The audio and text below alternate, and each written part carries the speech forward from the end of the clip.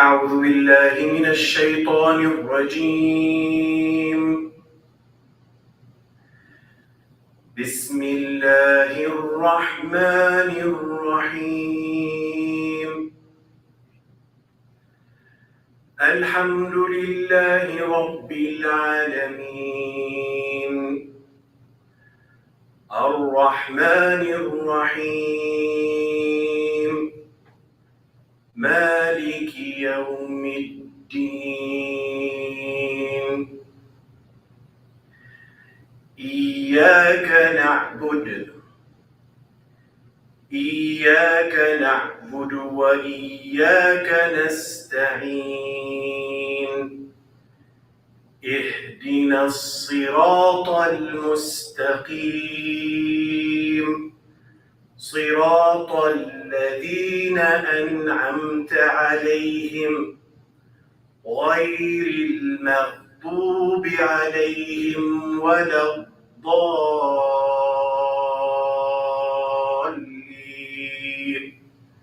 آمين يا رحمن الرحيم.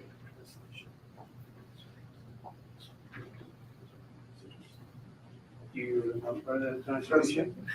The translation, I'll translate to the best of my knowledge. Yes. أعوذ بالله من الشيطان الرجيم. We seek help, guidance from Allah, by Allah, from the malice or from the dangers, the wickedness of the devil. Bismillah ar-Rahman ar-Rahim, in the name of Allah, the most gracious, the most merciful. Alhamdulillahi Rabbil Alameen. Our ultimate praise and thanks belongs to Allah, Rabbil Alameen, the Lord of the worlds. Ar-Rahman ar-Rahim means the most gracious, the most merciful. Maliki Yawm al-Din means the Allah, the most gracious, the most merciful, is the owner of the day of judgment. Iyaka na'budu wa iyaka nasta'in. To you, Allah, we seek guidance and help. Ihdina as-sirat al-mustaqim. Oh Allah, please show us the right way, the righteous way to be righteous people. Ihdina as-sirat al-mustaqim. Sirat alladhina an'amta alayhim. The right path, the righteous path that you taught from the prophets and the messengers. Sirat alladhina an'amta alayhim ghayri al-maghdubi alayhim. And not those who you led astray. And then we finish off with Ameen. Thank you. Thank you very much.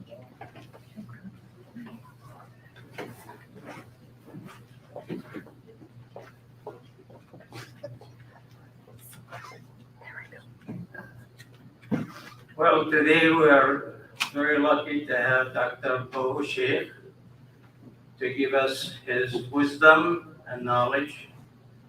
And all of you perhaps know Dr.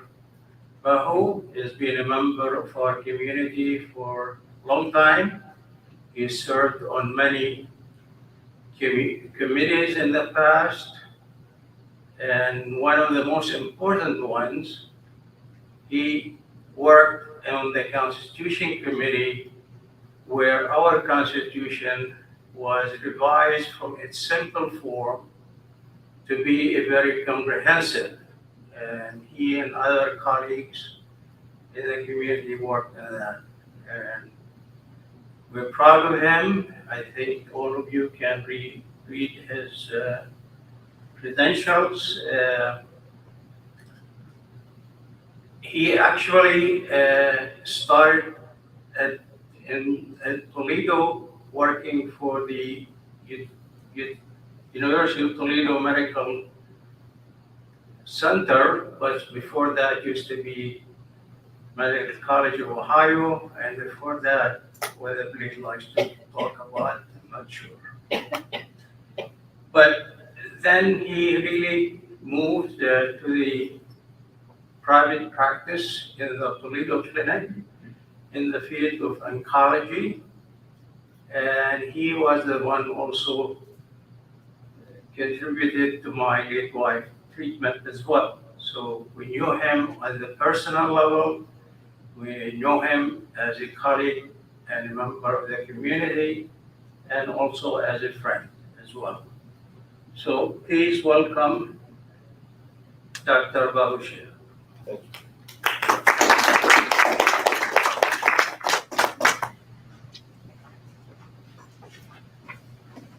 Thank you very much. I'm pleased to be here, and I consider this an honor and privilege, as well as I think what I was telling somebody in the audience earlier on, that best gift I can give the community or the people that I meet or live with is the gift of knowledge.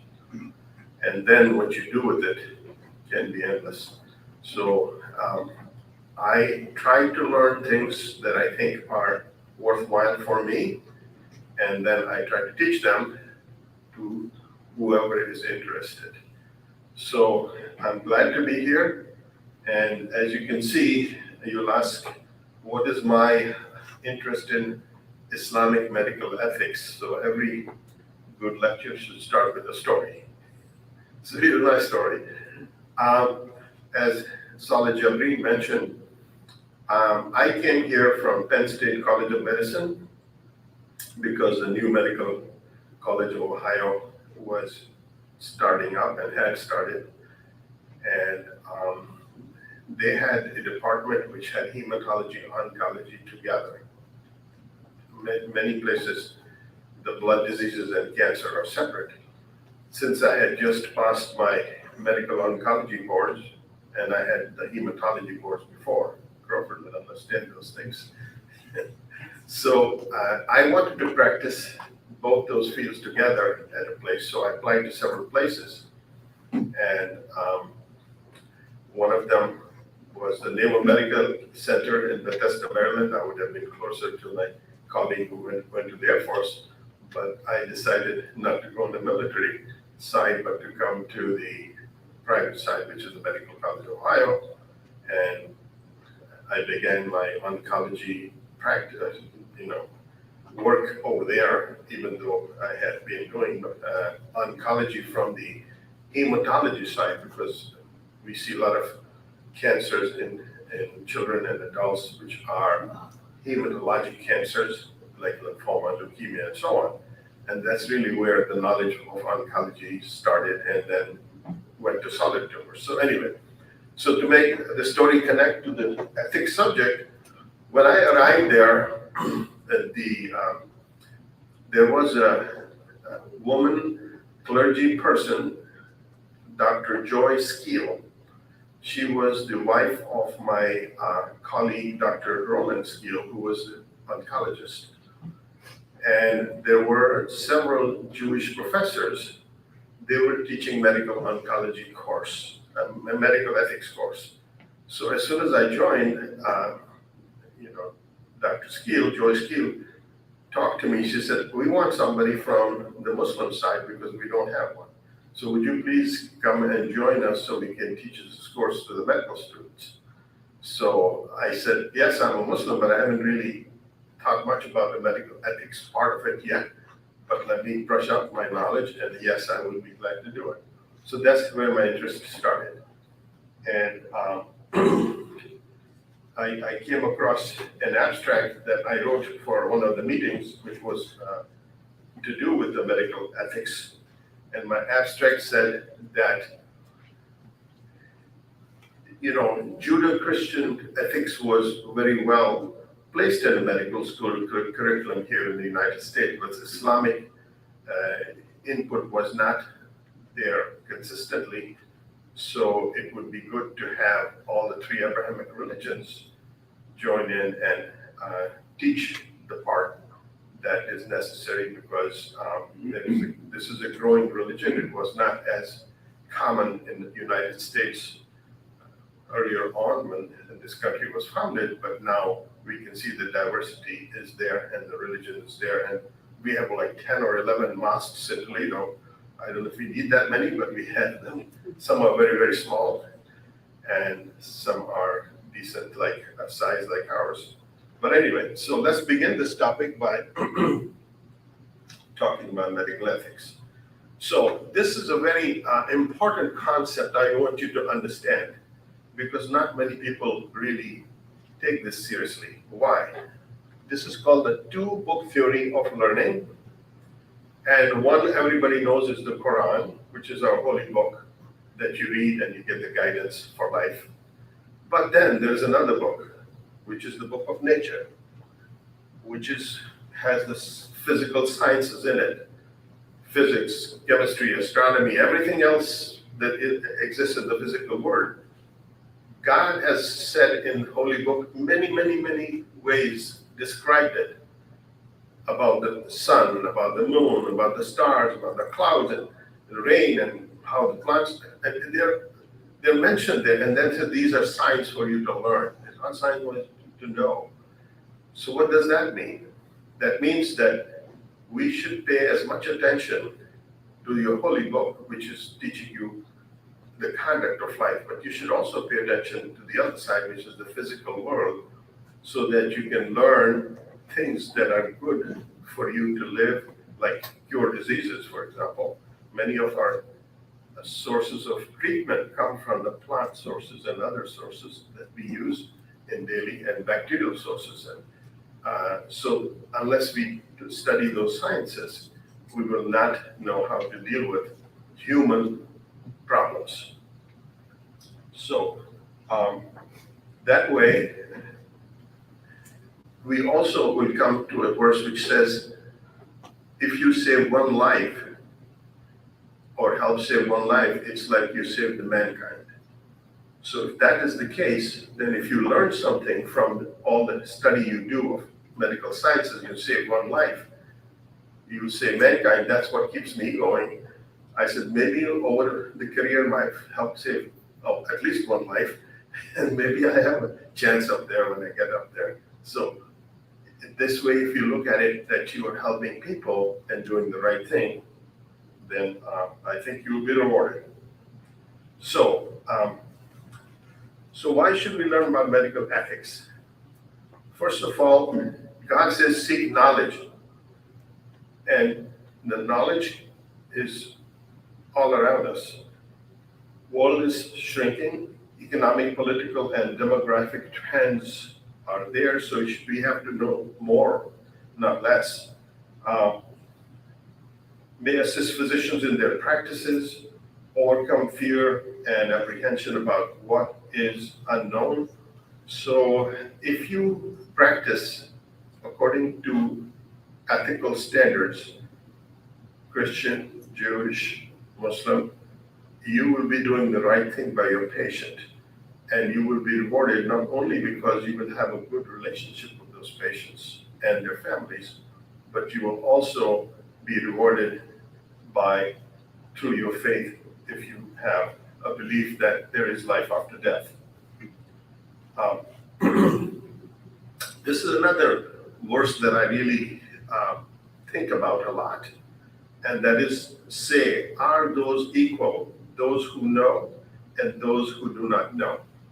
So God doesn't discriminate, but you make your own decision and you make yourself less knowledgeable, then you're not equal to the other person.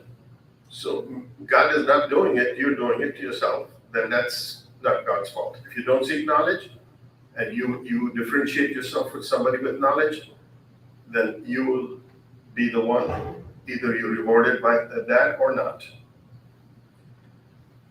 Okay, so these are some of the terms in Arabic, but some of them you probably know. The jurisprudence, the Quranic interpretations, scholastic theology, morality, ethics, character, virtues, moral values, Islamic law, and these are on the left are the Arabic words, and these are the meanings of those words. So I want you to know that ethics covers those kind of issues. So in Islam, we call things that are either obligatory or in the middle, or discouraged or prohibited. So people really know what is fard or farz and what is haram. You speak those words commonly. So we have things that are permitted and the things that are discouraged or prohibited. For example, alcohol, we all know it is bad for your body, or addictive substances, those are considered haram, that means you should not use them. So Islamic medical ethics. So I don't think that only one religion can claim medical ethics. I'm just teaching them from the Islamic point of view. Since these religions are connected and we actually believe that they are the same religion, they have evolved over the years because of different messengers and different time periods.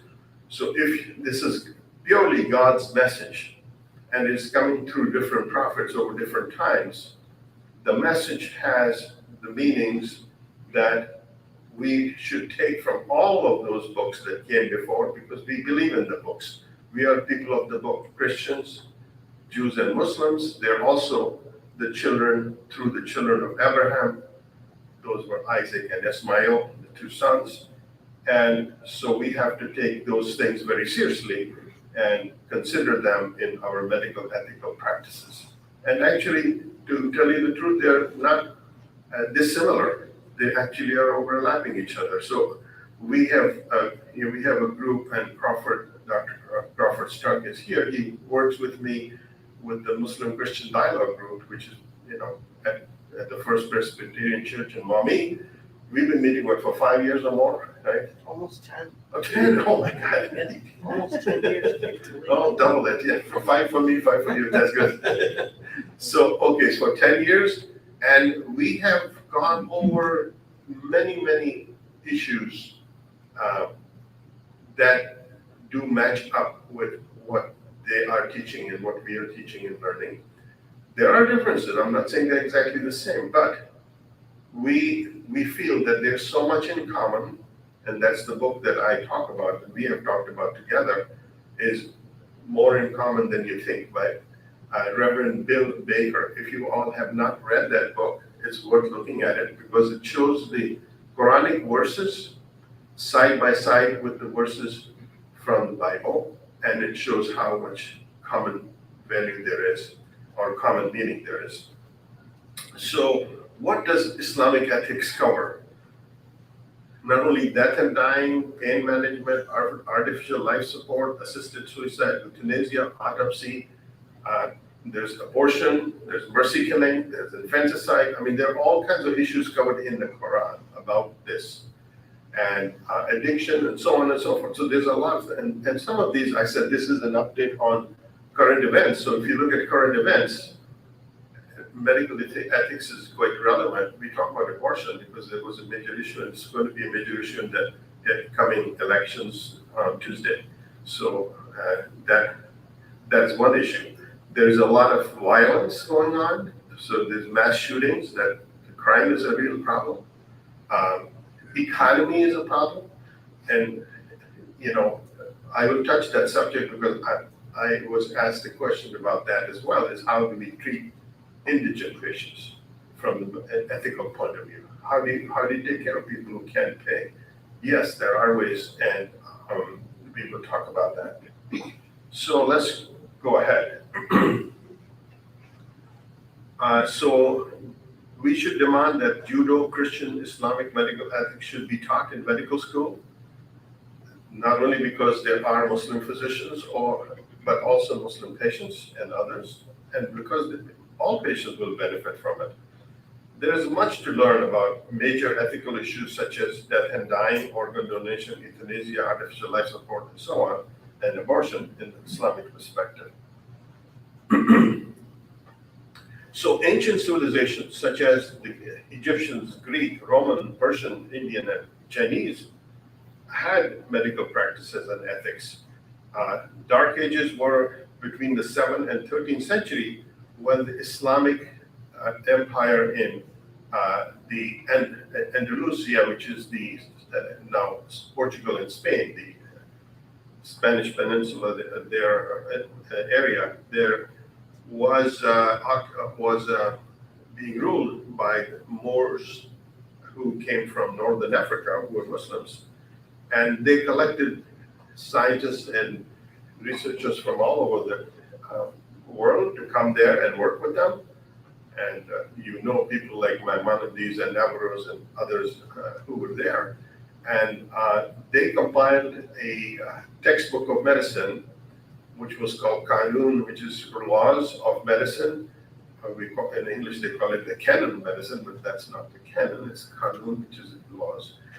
But anyway, so that was a practice and used for 200 years in Europe, and that started over there. Many of the fields were, discoveries were made in astronomy. Dr. Ritter is really interested in it. He knows about those discoveries that were made. We have talked about it. Medicine, and algebra, sciences, and so on and so forth. In fact, one great story about this is that through my research, I looked up the oldest university in the world, which was made by two women, Muslim women, in Fez, Morocco. It was called the Kananian University. And the father was a very wealthy business person. When he died, these two women were well educated, not only in religion, but in other subjects like science and other literature. So they opened a school which could teach a religious education as well as all the other subjects, including arts and sciences. That university still exists. It's the oldest university in the world. And we talked about Maimonides, he went there. Ibn Khaldun went there. He was the greatest philosopher and he was specialized in diplomacy. There are some great stories about him too. He worked in many courts and advisor to the kings and princes and so on. And another one was a pope. His name was Pope Sylvester II. Pope Sylvester II, why is that important? Because he went to the same university, became fluent in Arabic, and learned about the Arabic numerals from the Arabic scientists, and went back, and as a pope, he decided to change the Roman numerals and change the abacus. He was a genius, by the way. He was very smart. And he knew the Arabic language very fluently, and not only that, he knew mathematics very well, and also was the Pope, so you can see he had quite a few skills. And changed the abacus to include the zero, and then did complicated mathematical equations, and brought this decimal system to Europe. And that is the history. So what did they contribute? These scientists contributed quite a bit during the golden age of Islam. In fact, it is also reported that Leonardo da Vinci's mother, whose name was Azira, who was an Arab lady, and she married an Italian, and had translated books and given it to Da Vinci. And his drawings of the flying machine are very similar to the flying machine that the Arabs had developed and tested during that period of time. And circulation by Harvey, for example, was 200 years afterwards, but this was dual circulation was already described in that period, and there are diagrams and books related to that. But anyway, those are history things. So what is the role of the doctor in the society? The religion is to give honest advice in the way of God, Allah's God, and His apostle, to Muslim leaders and to public. So this is the job of the doctor, to keep giving honest advice. And sometimes the honest advice can be difficult, but we have to practice medicine in an honest way. So we should try and be as close to the reality as possible. Personal character of a physician. Al-Tabari, the chief physician in 970 AD, described the Islamic code of ethics as follows. The physician ought to be modest, virtuous, merciful, and unaddicted to liquor. He should wear clean clothes, be dignified, and have well-groomed hair and beard. These days we don't have beard, but we should be well-groomed anyway. He should not join the ungodly. He should select his company to be persons of good reputation. he should be careful of what he says and should not hesitate to ask for forgiveness. This is a very difficult quality. A lot of people make mistakes, but they cannot admit it, or they will not fess up to it, and they try to hide it, and they probably get into more trouble by doing things like that. So, if the physicians are bound to have some mistakes over their career, so it's best to level up and make it correct and face the situation rather than later on have to face the problem. He should be forgiving and never seek revenge. Speak no evil of reputable people. Should not be critical of other religions.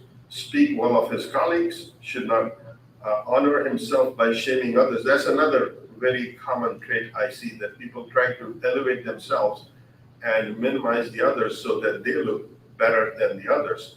So my philosophy to the people is to elevate yourself and let things be judged for who you are and what the other person is, not putting somebody else down to make yourself look good. Should not honor himself by shaming others, should not criticize his colleagues' treatment or recommendations. You can give your own recommendation. You don't have to agree with your colleague if he's making a mistake or wrong judgment. You should tell them, this is what I think, and this is why I think this way, and then you're giving your honest second opinion. Do not rebuke in public. So you have something to say, take your colleague aside and talk to them. This Yes. is from 970 AD. Yes, So it's amazing because in my training, yes. those are some of the exact same things I learned. Yeah. And that was 1,000 years later. Doesn't, yes, can you give that? Yes, it is still relevant. I think good moral character is relevant from this dawn of time, right? Yes, somebody in the back, go ahead. Yes, go ahead. I had a question on the first bullet point from the last one. It says, Yes, it said, speak no evil of reputable people. yes. What does that mean? In my judgment, it means that if you are saying bad things about something, some people who are well known, but you're saying something bad about them, which may not be true. Gotcha. So, I mean, if you have something that you know about them, then it depends on if somebody asking you about them, you can tell them the truth. So this is from like a physician's viewpoint. Like from a physician to another physician, not just in general to anyone. Because when you say speak no evil, you think that would be applied to anyone, regardless of reputation or not. Right. All right. Yeah. Just making sense. I think it means the other way around, that you may be hesitant on saying something because they are that powerful that you're, be worried about yourself, right? Yeah, go ahead. Well, I think that's a general precaution to not to speak not to speak ill of others when it's not called for, when it's unjust, when it's self-serving, and that applies to everyone, not Yes, just medical yeah, ethics. exactly. I'm sort of thinking that it's included in her specifically to remind physicians that they are not an exception. Right, yeah. Not that a physician would ever think that. Yes. Oh, no. So law and order applies to everybody. Yeah. Yes. Yeah, we are humans too, yeah. Life after death. The concept of life after death has been emphasized greatly in Islam. Not every religion believes in it, or they believe in it in some different ways. For example, the Hindu religion believes life after death, but you don't come back as a person. You may come back as an animal and elevated from where you were to a different animal, and then you go up to the levels till you get to the human stage. But we have a different belief of that. I think our life after death is a similar concept to Christianity. It is the basis of moral elevation. It is the continuation of the life on earth, and whoever is blind in this, he shall remain blind in hereafter. Not blind because you don't have the eyesight. Blind means you don't see. You don't see from your mind and your heart the truth. Okay, day of judgment. Then on the day, not a soul will be wronged in the least, and you shall but be repaid the meeds of your past deeds. Meeds means rewards. This word is not used very much, but that's the translation. So that means we will be judged for our actions and our deeds, so we should be very careful what we do. God created life. It is He who created life, that He may try which one of you is best indeed. Or can they control death, nor life, nor resurrection? So we don't control our life. God has His ways with it, and we accept it and we go forward and do our best. So live our life in such a way that we will be rewarded for our actions and deeds. Okay, this is the saving the human life. Whosoever kills a human being, not in lieu of another human being, nor because of mischief on earth, it is as if he had killed all of mankind. And if he saves a human life, he has saved the life of all mankind. This is a very powerful verse from the Holy Book, from the Quran.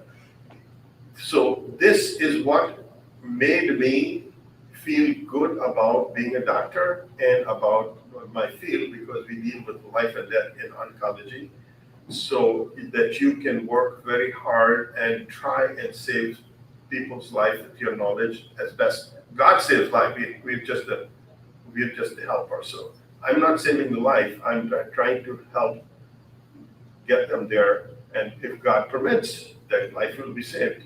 So if we were able to do that, then maybe we will have that ultimate reward. Life support.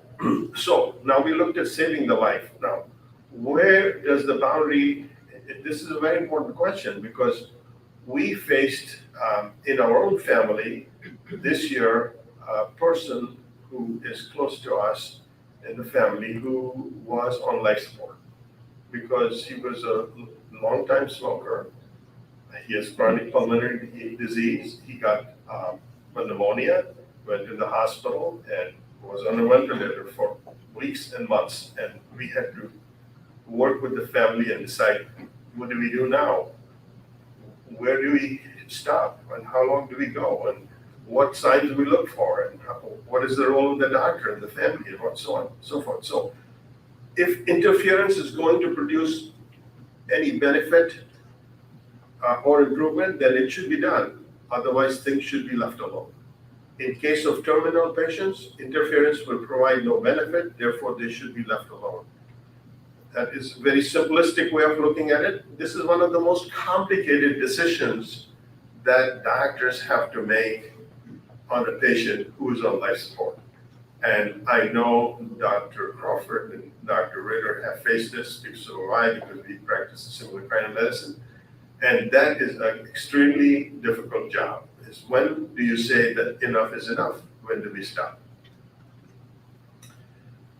You call it pulling the plug. So that is the short way of looking at it. Euthanasia is unlawful in Islam, nor take life Allah has made sacred except for just cause. So we cannot support that. Artificial life support. All are born and all must die. That's simply the fact. No one has the power to prolong life. If God doesn't will that you should have extra life, you won't. Artificial prolongation of life is unreasonable and can't appear as a challenge to the will of God. This is a very powerful sentence. We should definitely think of that when we say prolong somebody's life. Are you challenging the will of God? Are you getting to the point where you know the person has either slim or no real chance, and you still go along with it? The family says, do it. And then you do it. Let me give you an example. These are real examples I'm giving you. This happened. I was taking care of a lung cancer patient on the 6th floor of Flower Hospital. He had metastatic disease, had mets to the bone and liver and brain and all that, and he was in terrible shape when he was admitted to the hospital. We put him on supportive care and explained to the family that, we've done everything. He's gotten to a point where further treatment is not advisable, and he was in we call it stage 4, means he really didn't have much of a bodily function working. So when I walked out, the family member agreed, and so I walked out giving my instruction to the nurse. one of the sons come out and can I have a word with you separately? I said, okay. Can we put him on life support and in the ICU and put on a breathing machine? I said, yeah, you could.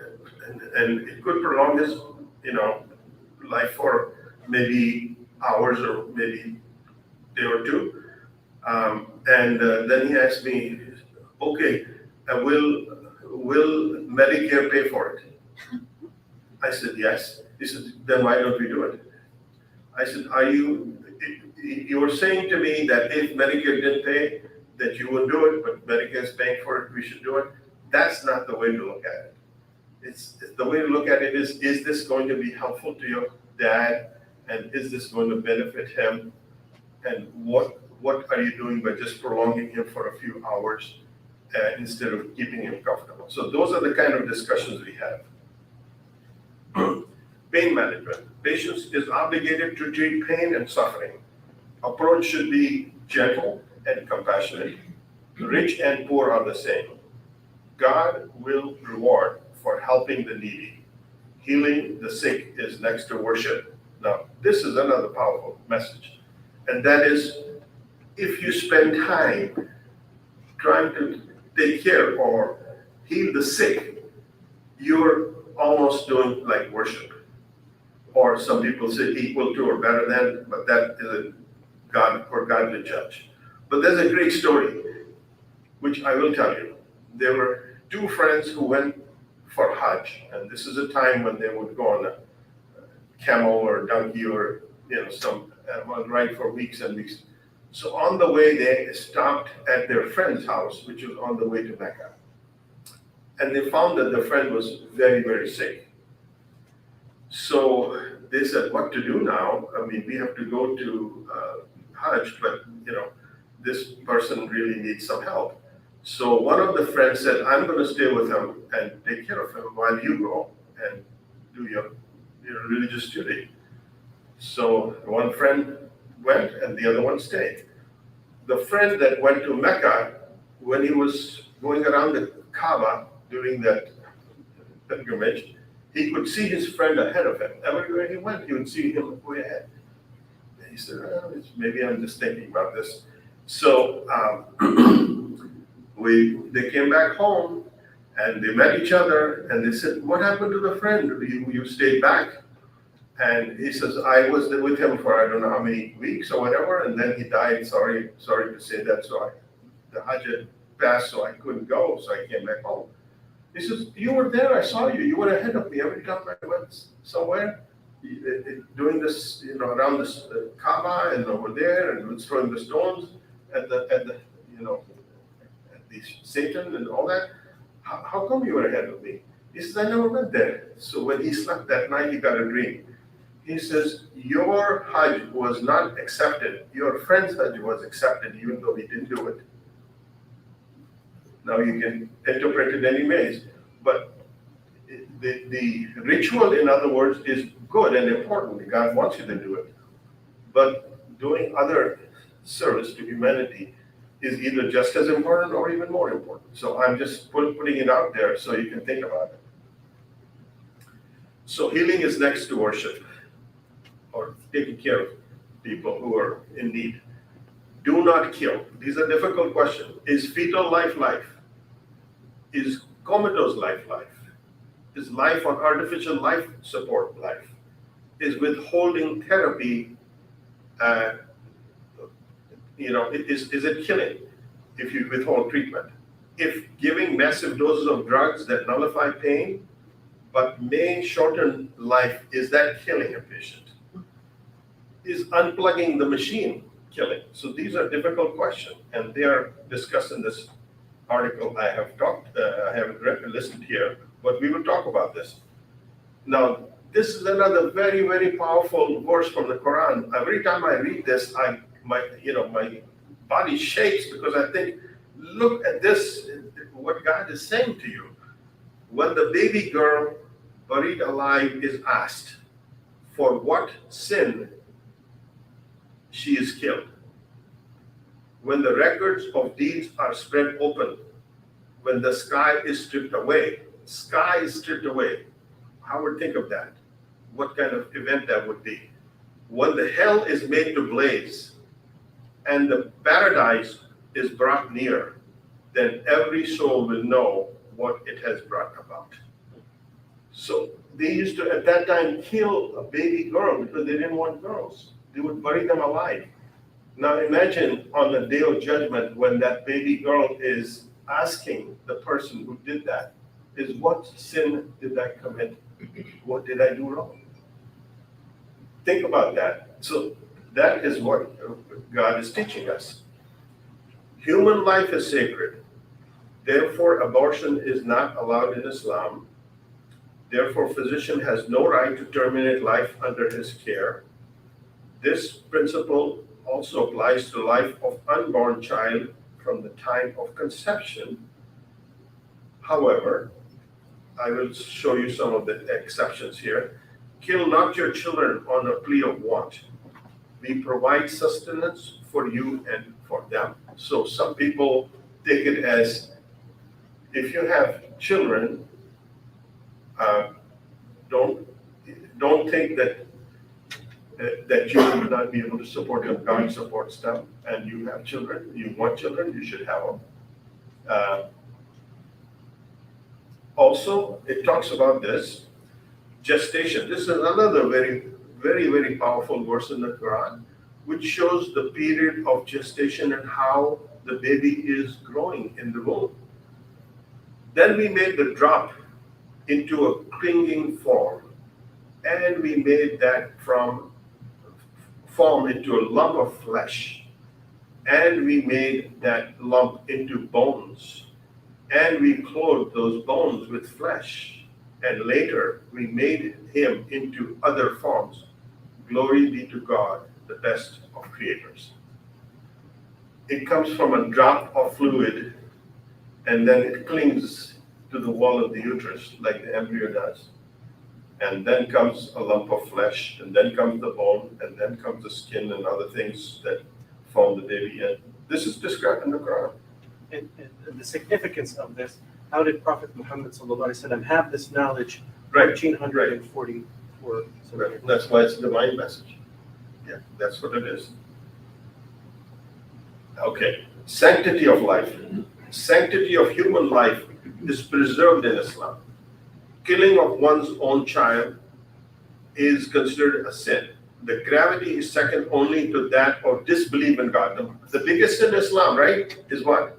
That means you don't believe in God, one God, right? This is next to that, so it is a pretty big thing.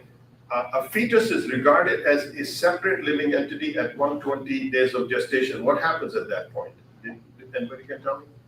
Soul is Blown into it.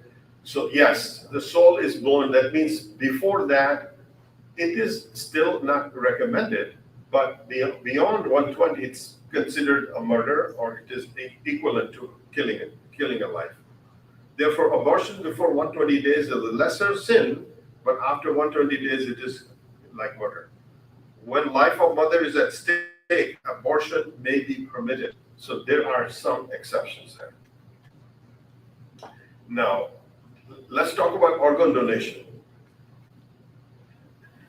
How many people think organ donation is allowed in Islam or not allowed? Say allowed in Islam. How many are allowed? Allowed. There are Okay. conditions. Yes, allowed. Okay, so most of them either you don't know or you don't think it is allowed. They give others priority over themselves even though they are needy. So organ donation is allowed.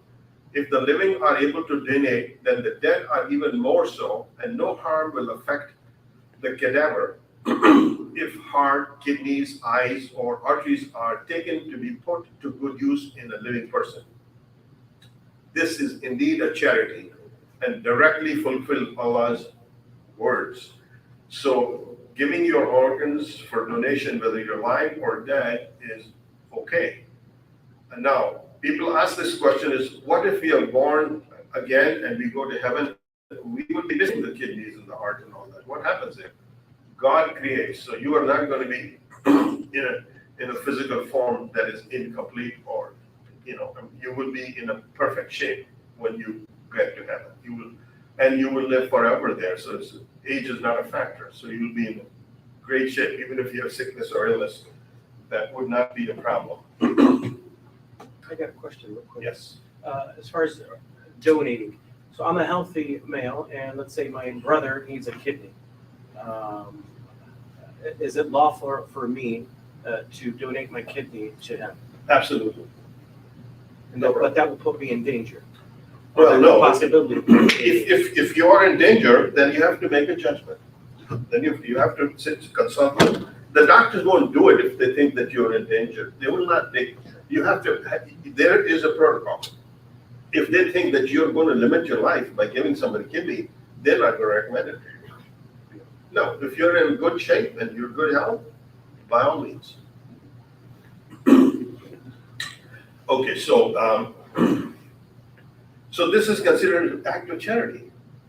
That's the biggest charity, is giving part of yourself. Organ donation. Will the people, that I talked about, will the people be raised after death with missing organs? What will happen to the donated organs? The body is a shell. We may not need this body in the afterlife. God can create. Organ donation may be the ultimate form of charity. Experimentation with animals and human subjects. What does Islam say about the ethics of that? Both animal experimentation and research on human cadavers is to be tolerated with understanding. There should be respect for the body you're dissecting and treat it in such a way that you're doing the necessary things, not abuse it or waste it or abuse it in any way. That it will lead to a better understanding of human health.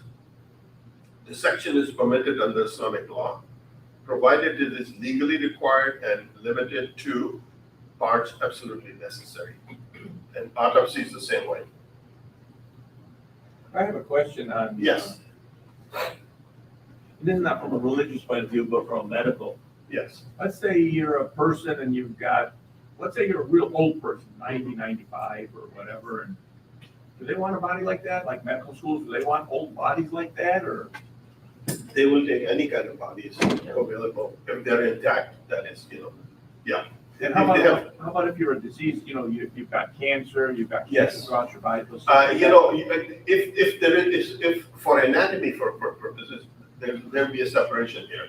For anatomy class, they want a body that is in good shape. In other words, you can dissect it and see the organs. If they're distorted so much by disease, that wouldn't be a good subject for studying for the students. But for autopsy's sake, where you learn about what the disease does to the body, they perform autopsy in pathology. That sometimes is necessary because they don't know why the person died, or sometimes they may ask for autopsy that they have a rare condition that they want to know more so they can treat other people. So yes, those are also valuable things. There would be such an unusual problem or condition that doctors want to write about it. And we have written papers on people who had autopsies that had conditions that we could learn from and teach. So autopsy is permitted and it is legally required. Care of the indigent. And they feed for the love of Allah, the indigent, the orphan, the captive, and we feed you for the sake of Allah alone. No reward we desire from you, or nor thanks. Now, this question was asked from me at the time I was talking about the ethics, is how does Islam treat people who cannot pay their bills, or they're poor, or they can't afford the treatment? Okay, this is the way I would explain it.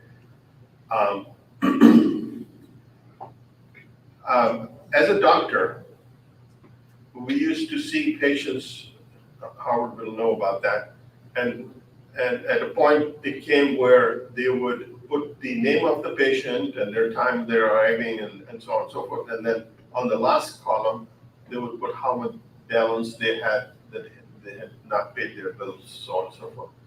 So I went to the secretary and I said, in my list, please don't put it, how much they owe you, how much owe me.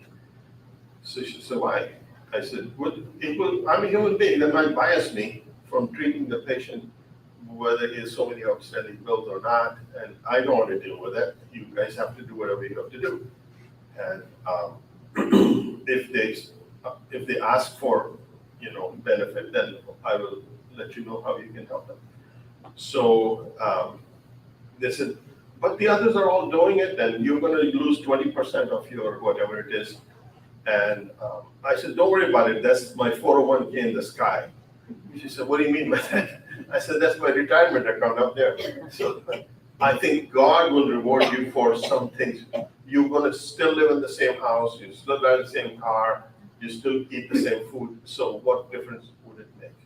And when I look at my practice in my life, I thought I was doing just as good as my colleagues during that time and after retirement. So I really think that was a good way to do it. There was another example would be Howard probably took care of that too. There was something called CareNet, which is a card that the Academy of Medicine, which is our medical society, gives the people who have no insurance. It looks like an insurance card, but we know that doctors who sign up for that program will not charge you anything.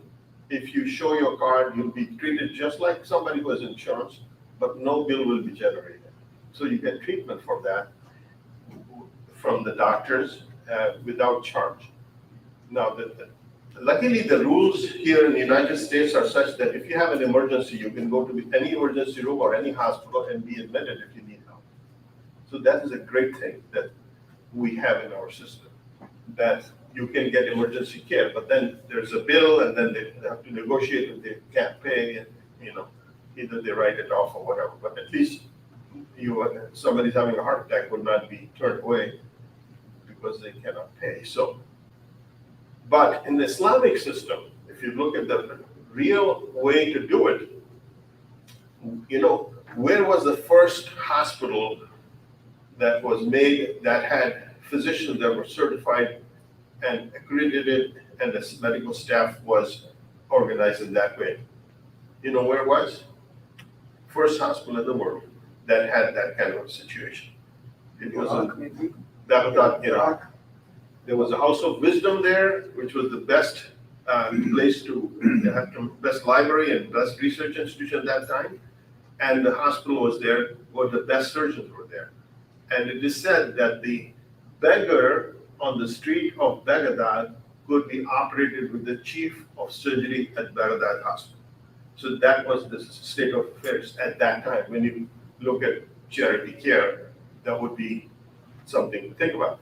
But we don't have an ideal system, but we can do ourselves what we can do to provide that. And then, of course, people run, I know there is a Muslim free clinic in this town. If you can tell them, it's called Halim Clinic downtown, where doctors from our community go and do charity. Dentists and other doctors are available to see patients free of charge, and they see them, they're regular, I think weekends or whatever.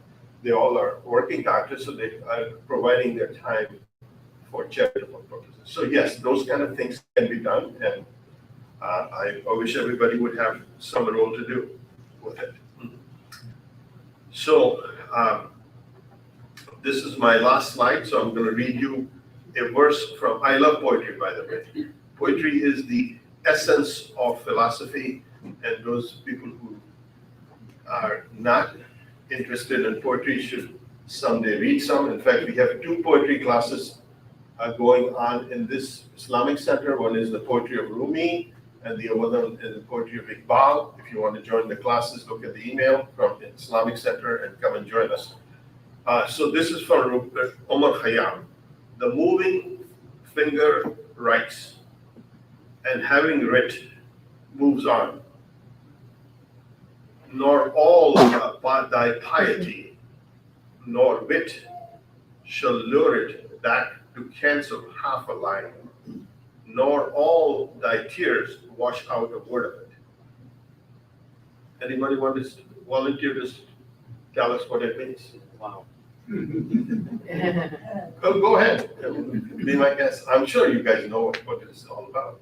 So who is interested in poetry? Anybody likes poetry? I'm gonna pass. Anybody there? Yes, there you go. Please, Yeah, like what it means. yes. Just that once something is done, nothing can take it away. Like no regret or can really erase the effect of something. That's what I got. from Yeah. it. Time. Yeah, it is, essentially you're saying, but this is what God has already written in your report, because God knows the future, right? So God has written for you, that cannot change, but you don't know. So you can change whatever you want to change. So you don't know what He has written, but it cannot be changed in the sense that your fate will catch up with you. If you're a good person, you'll do good and you have a good fate. If you don't, then you do bad things but once you've done it, you can't change it, right? Right. Yeah, so you cannot be crying over spilled milk kind of thing. You have to be observant of what you do before you do it, right? Okay, these are the references that I used.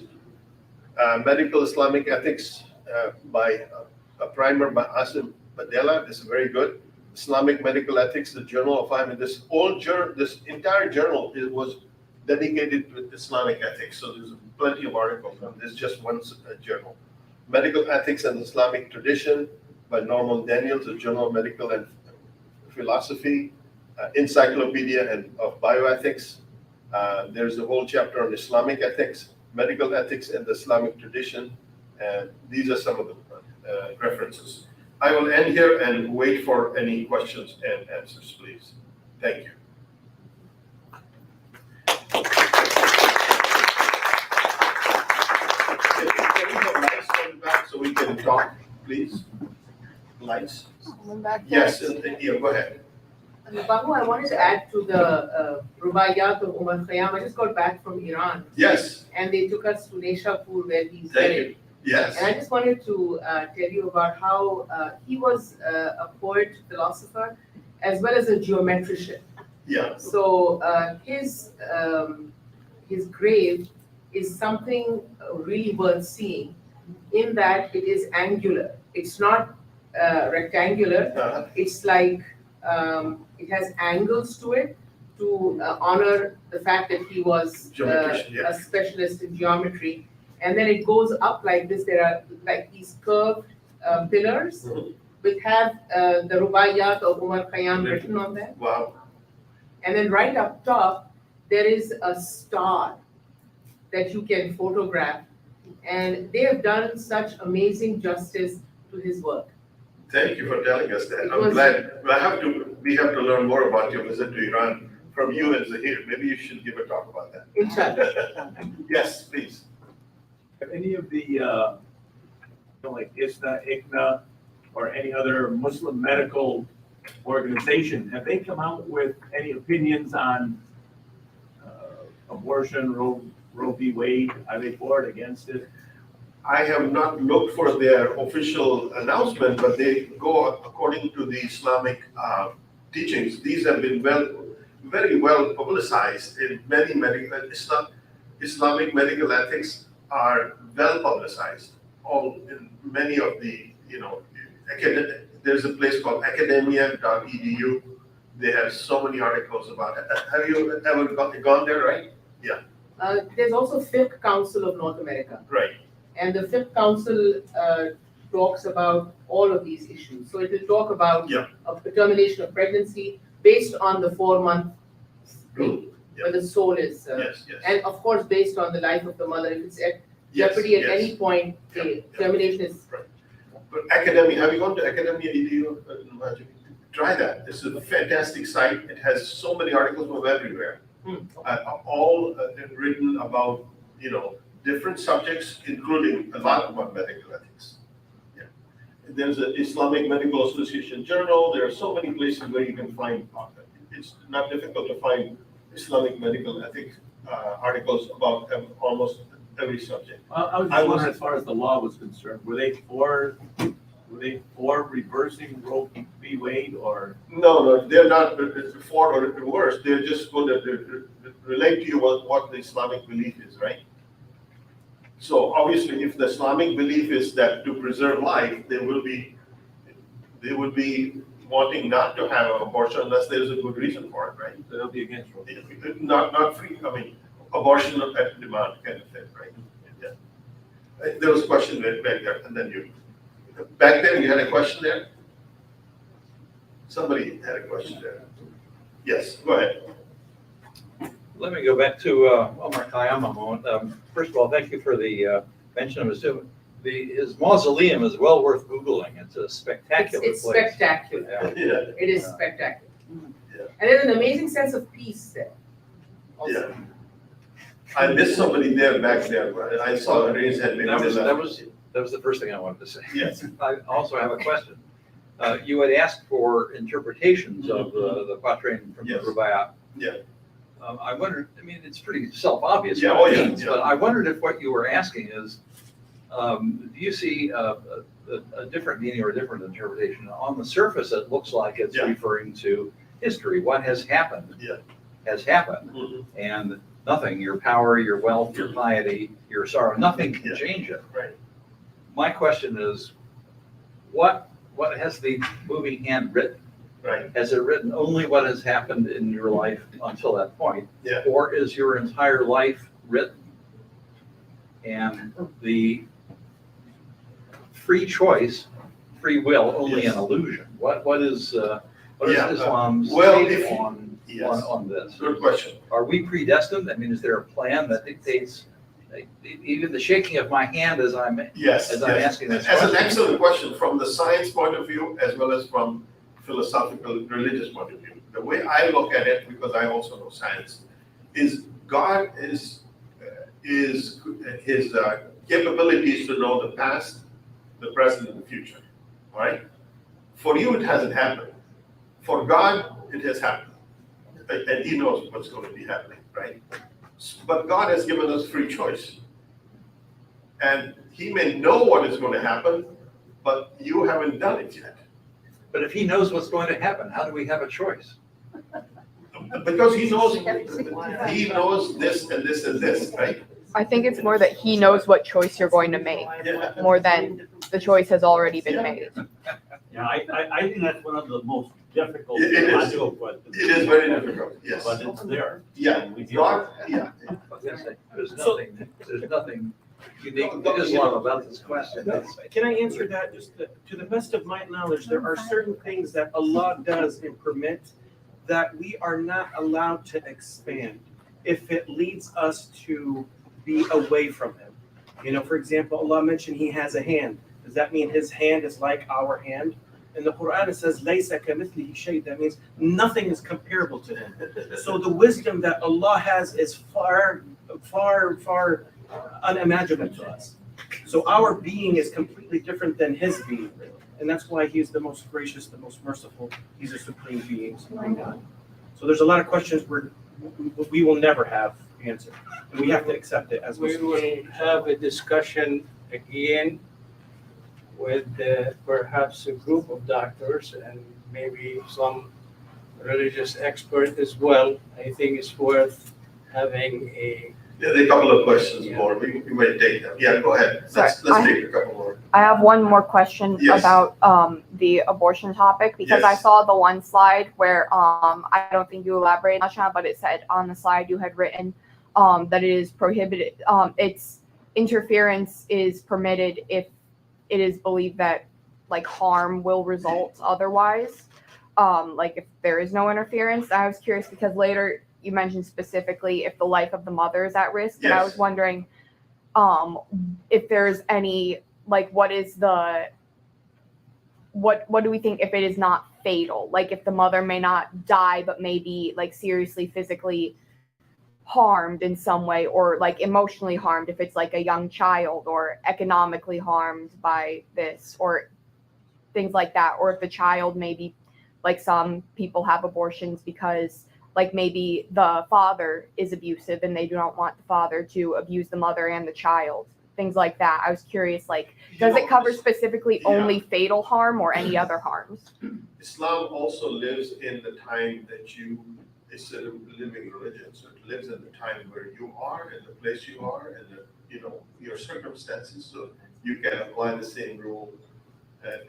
So it's a community standard there, so you have to consult your doctor, you have to consult your imam, you have to consult your family and the patient, and then you come to a recognition that this is going to be this or that. So I cannot tell you exactly what that might be, because there'll be a lot of gray zone there. Yeah, but yes, there is permission for certain exceptions, and that's what it is. The other one you quoted, the slide, was about death and dying. It was not the abortion. I That- saw that's something like- about, yeah. I saw something about Yes. fetal life on there too, though. Yes, was- fetal life is life, yeah. It is life, and it is more important after the soul is blown into life. All right, thank you very much. Thank